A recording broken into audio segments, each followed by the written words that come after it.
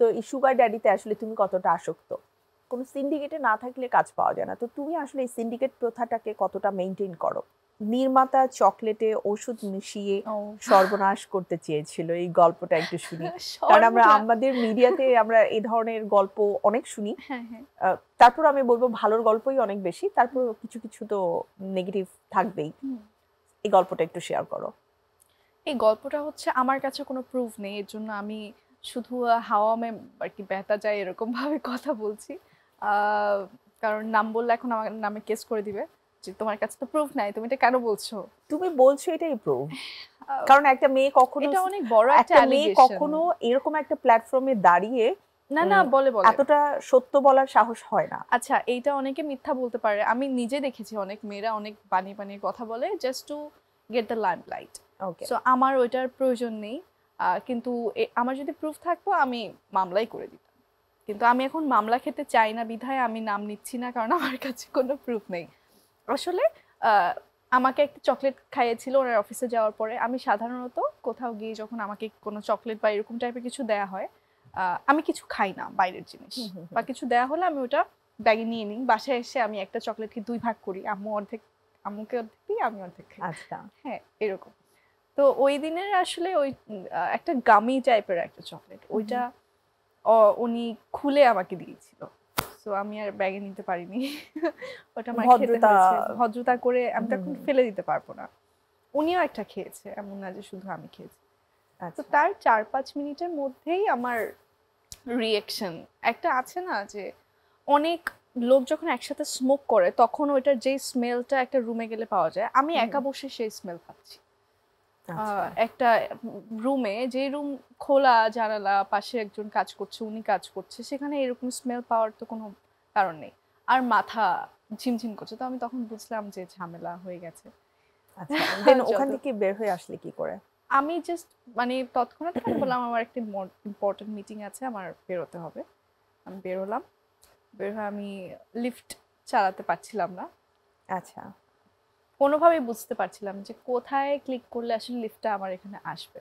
ওখানে দাঁড়িয়েই ছিলাম অনেক। বাট তোমাকে লিটারালি মানে অ্যাবিউজ করার জন্য ফোর্স করা, ফিজিক্যালি অর মেন্টালি এই ধরনের কোনো ফোর্স বা কোনো কিছু উনি করেননি? না, একদমই না। উনি জাস্ট আমার পিছনে আবার এসেছিল যখন আমি লিফটের ওখানে দাঁড়ানো, কি সুমি তুমি যাচ্ছ না, আসো বসো, সমস্যা নেই, আমরা কথা বলি। না ভাই আমার এখন যেতে হবে। তারপর আমি 6 তলা থেকে হেঁটে সিঁড়ি দিয়ে হেঁটে নেমেছিলাম, উনি আমার পিছন নেমেছিল। ও মাই গড। তারপর আমি নিচে নামার পর দেখলাম যে আমি যেদিকে যাচ্ছি উনিও ওইদিকে যাচ্ছে। তারপর he was worried about you. no, he was waiting কখন আমি পড়ব, কখন তুমি পড়ে যাবে, তারপর তোমাকে পিক করে নিয়ে যাবে। ওয়াও, এইরকম। তারপর উনি যে গেট দিয়ে বের হচ্ছিল উনি বললো যে চলো আমিও তো ওইদিকেই যাব। তারপর আমি ভাবলাম যে এবার একটা দৌড় দিব। ওনার বিল্ডিং এর নিচে 2টা গেট, না ভাই আমি এইদিকে যাব না, আমি তো ওইদিকে যাব। আমি পিছন দিক দিয়ে দৌড় দিয়ে বের গেছি। তারপর আমি একটা আমার ফ্রেন্ডের বাসায় গেলাম, ওখানে গিয়ে আমি 5 ঘন্টা ঘুমিয়েছি। ও মাই গড। ঘুম থেকে উঠে আমি 1.5 লিটার পানি খেয়েছি, আমার তবুও তৃষ্ণা মিটে না। তারপর আমি অনেক খাবার খেলাম, নুডলস, বার্গার, অনেক কিছু, পিৎজা।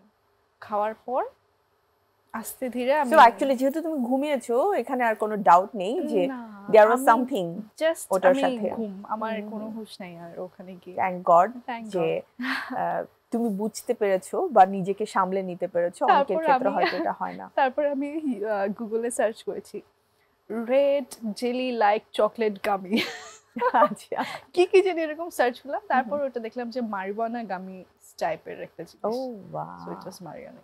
ওনার টাকা লস, উনি এত দাম দিয়ে সব জিনিস কিনে আমার মতো একটা মানুষকে খাওয়ালো কেন? যারা খায় তাদেরকে খাওয়া, অনেকেই তো খায়।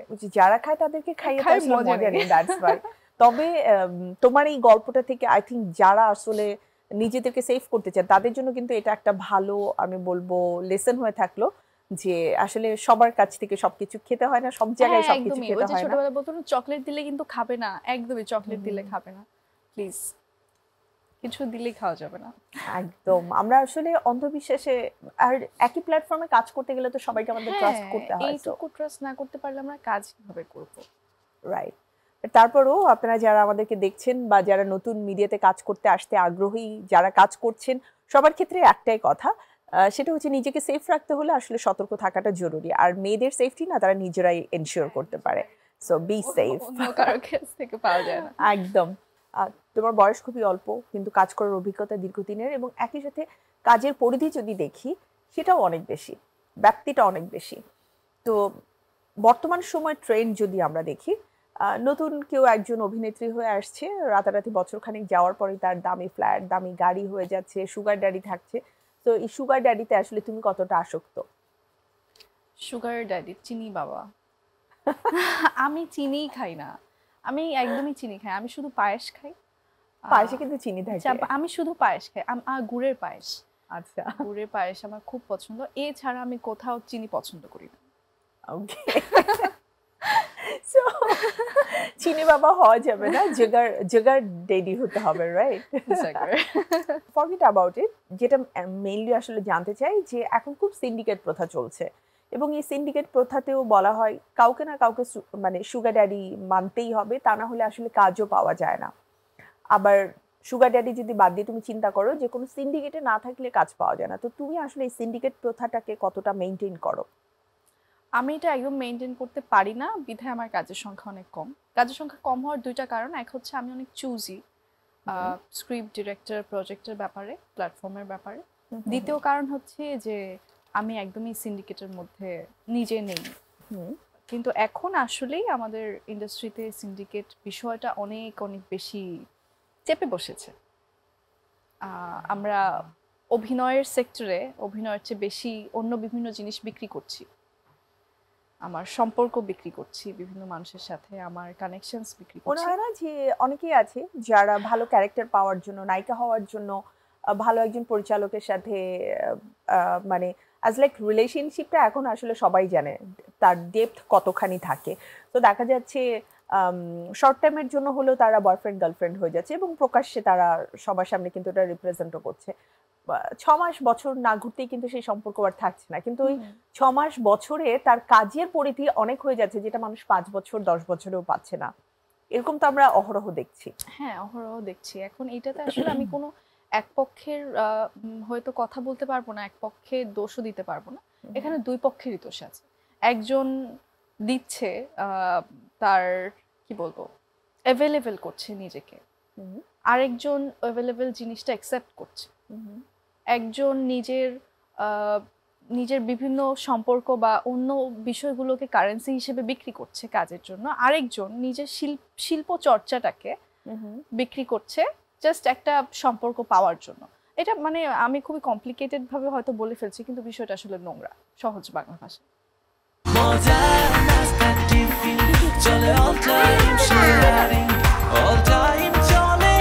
টিফিন টাইমে মজাদার আয়োজন মানে অল টাইম ব্রেড।